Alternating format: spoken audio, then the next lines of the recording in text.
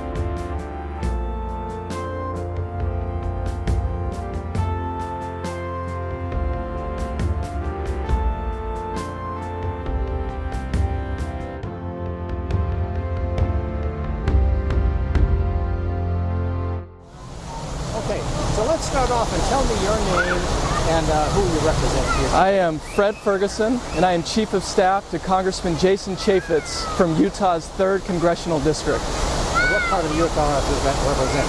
Provo, Orem, the east side of the Salt Lake Valley, all the way down to San Juan County, Utah, and the Four Corners. And speaking for the Congressman, if I asked why are you here today, what would he say, do you think? To show support for our Utah veterans that served in World War II. You know, the Honor Flight program is a tremendous program that gets Utah veterans and all veterans to their World War II memorial. And we couldn't be prouder of our Utah veterans. We're so happy they're here. Their families are here. The crowd that turned out has been phenomenal. We brought about 15 of our staff members with us. Congressman Chaffetz would have been here, but he's recovering from an emergency gallbladder surgery. And so we are here just showing our support, having some familiar faces in the crowd.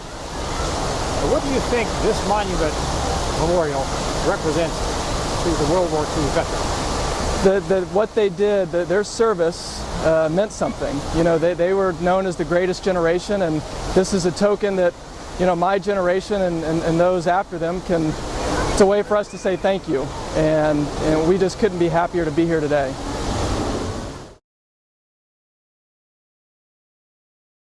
Tell us your name and where you live now. My name is Evan W. Hansen. I live in Monroe, Utah. And would you spell your last name for us, just for the record?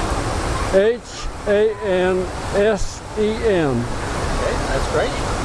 And do you mind telling us your age? 92. 92. Born in 23. Good for you. That's great. What branch of service did you serve in? I was in the Air Force.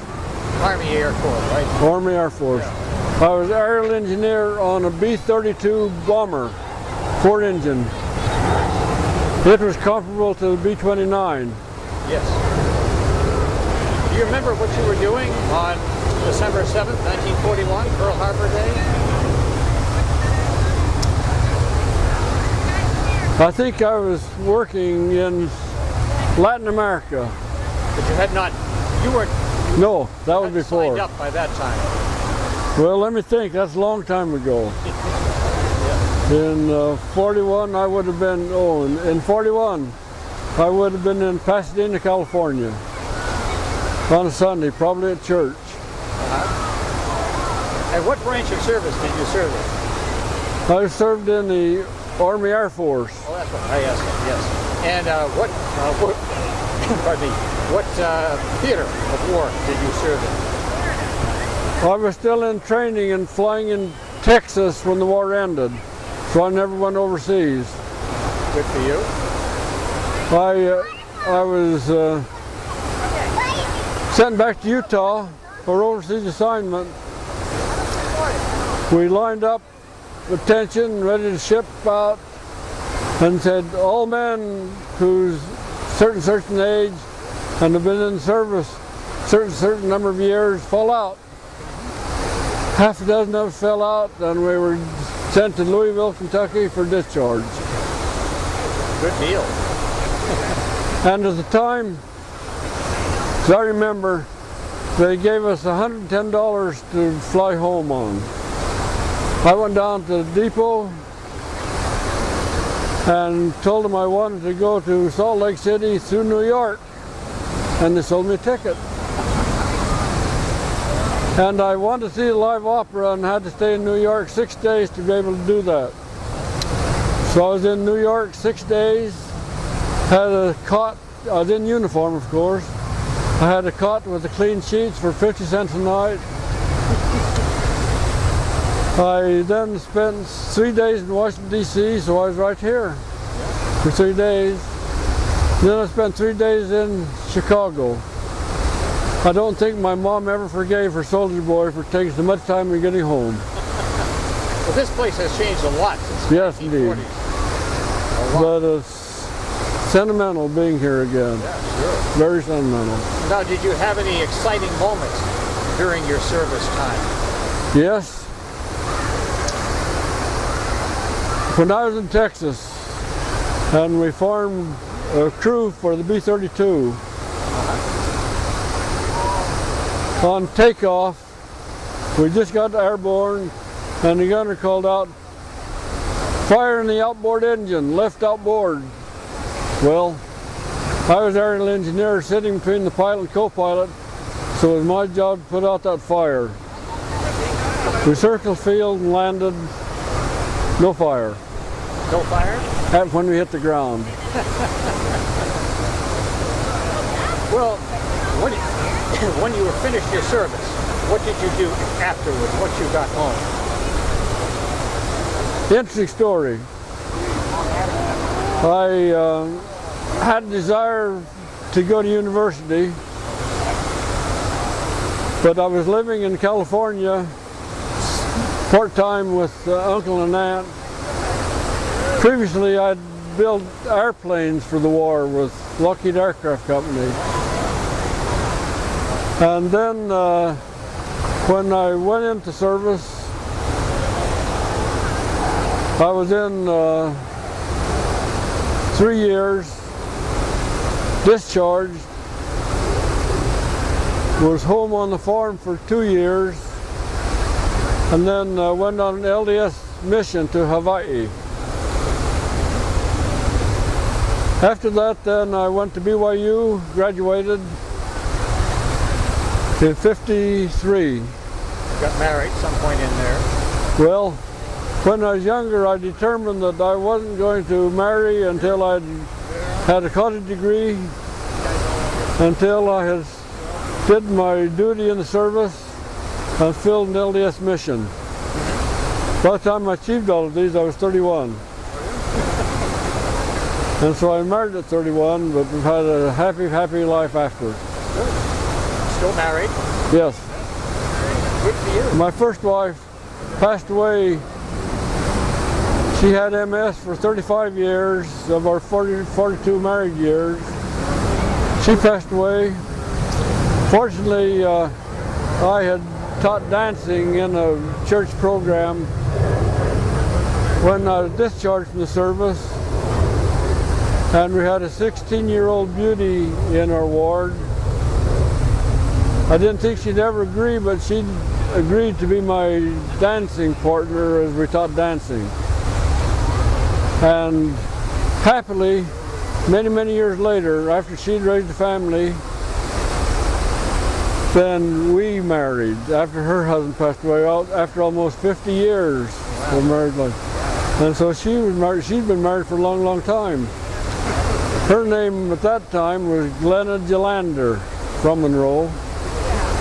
And she married Forrest Forbush, who's also a war veteran in the artillery. And so she'd been married to a serviceman for many, many years. Between the two of you, got a lot of marriage there. That's great. Well, thank you very much for coming. And we hope that you have a great day today, seeing all the other memorials that you're going to see. You're going to see the Vietnam and Korean. They're very nice. Well, it's a little emotional being back here, but I'm enjoying it so much. Good. Thank you. My pleasure. Thank you. Welcome to Washington. And for the record, would you tell us your name, if you would? It's Orme Hyatt. Orme Sorensen Hyatt. Okay. And where do you live now? In Utah. In Utah. Mm-hmm. And I know it's impolite to ask a lady her age, but I'm asking. I'm 92. Good for you. And what branch of the service did you serve in? The Army Nurse Corps. Nurse Corps. And you were stationed? I went first to Fort Lewis, Washington for military training, then to Fort Sill, Oklahoma for overseas training, and then our hospital unit went to Okinawa. We were on the ship for 57 days getting to Okinawa. Why so long? Because the war wasn't progressing as fast as they thought. They didn't. The conflict in Okinawa took more time than they expected, and we were just a service group on board this ship. There were not. No one was armed for conflict. We were supposed to service the troops after the war. So this was, 1944? 44. So this was after the conquest of Okinawa? Yes. Well, the war was still going on Okinawa. We arrived at night and went over the side of the ship in the dark without any lights, and the shooting and the conflict was going on all around us. We could see the flashes of the shooting and hear the We went over the side of the ship in complete darkness with our helmets on and our combat boots, and we went in the landing craft to the shore, and then we got in a truck and went in complete darkness without lights over dirt roads, and we could see the flashes of gunfire and cannons going. It must have been pretty scary. It was. And we went to a large tent where we slept. We got out of the truck, and there were about 30 nurses in that one big tent. And we filled our helmets with water for drinking, not for drinking in our helmets. We had a canteen for drinking, and our helmets were for washing our face, and our socks if we wanted to wash our socks out. And then it was in a few days they said we need some volunteers, nurses to go help with the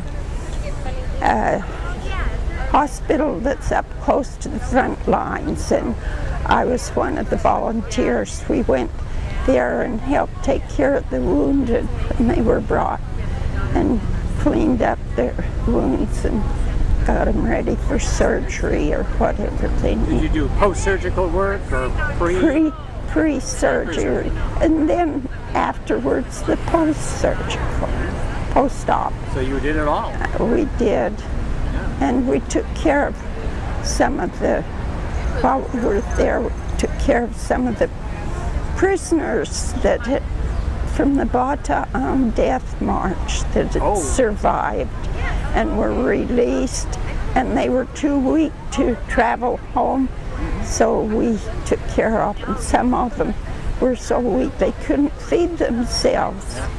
We fed them spoonfuls, and tears would run down their cheeks. They were so. Do you remember any of the individuals that you treated? I didn't know names. I just we were happy to be able to help them because of their gratitude. You could see how needed we were. They had a bad time. And then our hospital unit, the war ended, they dropped the atomic bombs, and the Japanese surrendered, and they announced one night, the war is over. And we just screamed. We were so happy. Now we can go home. But we couldn't. There were so many to take care of still. Our hospitals still had patients that needed care, and our unit was sent to Japan with the Army of Occupation. We set up our hospital on the Tachikawa airfield. There was a Japanese building there that we converted to our hospital. And we took care of the prisoners of war that were released and helped them get ready to travel home. Did you have any particularly scary moments while you were on Okinawa or elsewhere? I didn't think about myself. I wasn't scared. The whole thing was scary. That's right.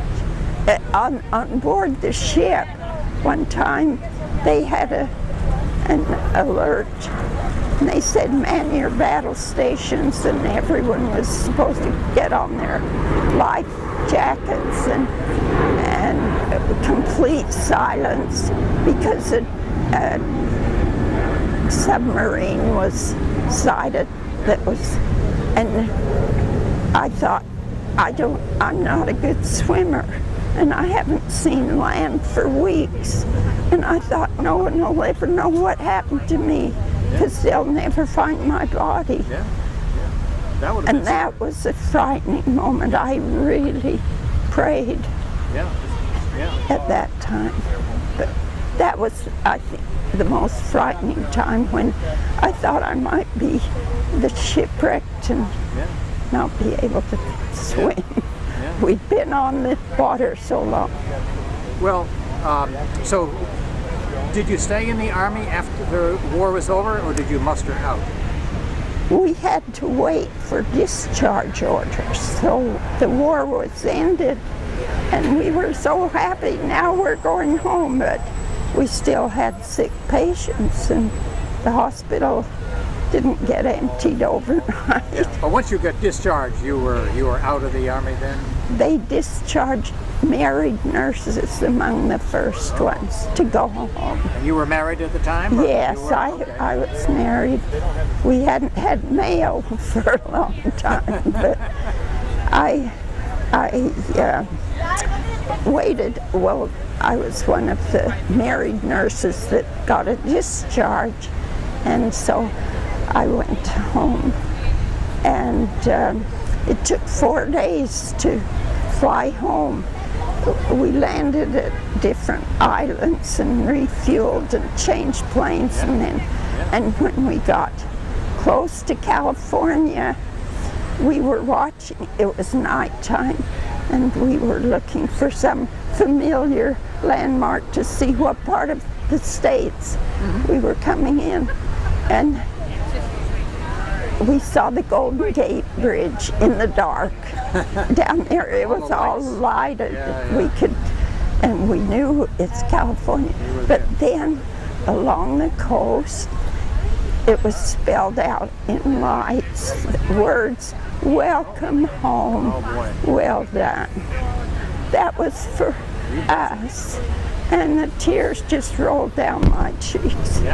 I was so grateful to be home at last. It was. What did you do after the war at home? After I got home, my husband wasn't home yet. He was in India.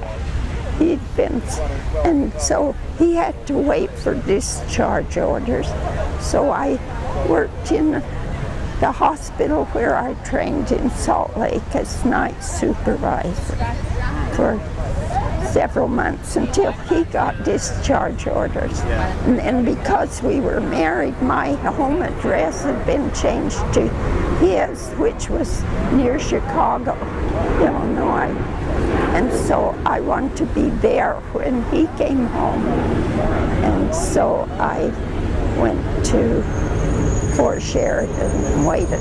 He came in at Fort Sheridan, close to Chicago. Then we saw each other. We were reunited. Well, that's great. Thank you very much for your tales. I really appreciate it. I'm afraid I talked too much. No, that's fine. That's what I'm here for. People want to hear your tales. That's perfect. So today, after here, you're going to be going to the Vietnam and the Korean memorials, which are very nice, right down the road here a little bit. There's also a women's memorial, did you know? Yes. For the nurses and the women who served in other ways. Yes. And I want to go there. I don't know if that's on your agenda for today or not. I don't know if it is, but my husband will see that I get to go there. Is this your first time in Washington? No.